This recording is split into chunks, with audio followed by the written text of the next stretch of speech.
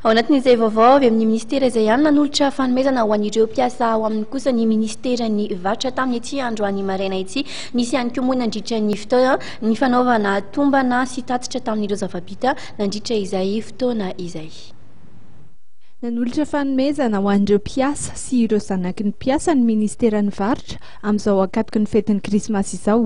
Kilalao sy sakafo arak'izany no nomena azy ireo. Ny takariva ihany koa dia mbola nisy ny fiaraha-mikorana izay nifanaovan'ireo mpiara-miasa. Ankoatra ny fety dia nisy ihany koa ny jery todiky, ny zava-bita ny ministera nandritry ny taona. Anisan'ireo asa efa vitan'ny ministera ohatra ny fanentanana ireo tompon'andraikitra isan-tsokajiny, ny amin'ny fiparitahan'ny entana tsy manara-dalàna na ihany koa ireo efa lany daty eto amintsika. Azo lazaina hoe afa-po ihany koa ny ministeran'ny Varotra satria tsy dia misy firy ny atao hoe krizy na dia atao kare mandalo krizy fotoan-tsafatra ny firenena. Miezaka mihitsy izany izahay amin'ny fiara-miasa miaraka amin'ireo mpandraharaha mba tsy hisy ny atao hoe fahabangana eo amin'ny filana andavanandro ny fihinana sy ny mpanjifa zany. Raha tsy resaka fa tsy miresaka arabary dia voavatsy ara-dalàna tsara ny tsena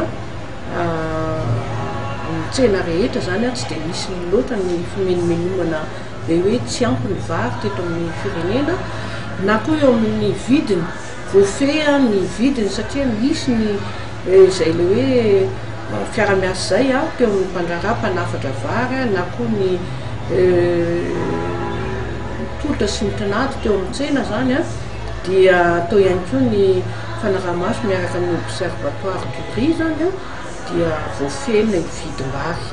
Marina fa misy fiakarany fa ako ny teniteny lalàna ny tolitra sy ny tanady io rehefa ao anatin'ny fotoana maitso tsika dia somary miakatra kely ny vary nefa tsy dia tena hoe fiakarana be manahona loatra izay raha hoarina tamin'ny herintaona tamin'ity taona ity tsy dia hoe miakatra firy. Raha ho an'ny taona ho avy kosa dia mbola betsaka hoy ny ministry ny Varotra ireo asa izay mbola miandry azy ireo. Anisan'izany ny fifidianana ny fohitandana ireo antenimiera-ny Varotra manerana ny Madagasikara.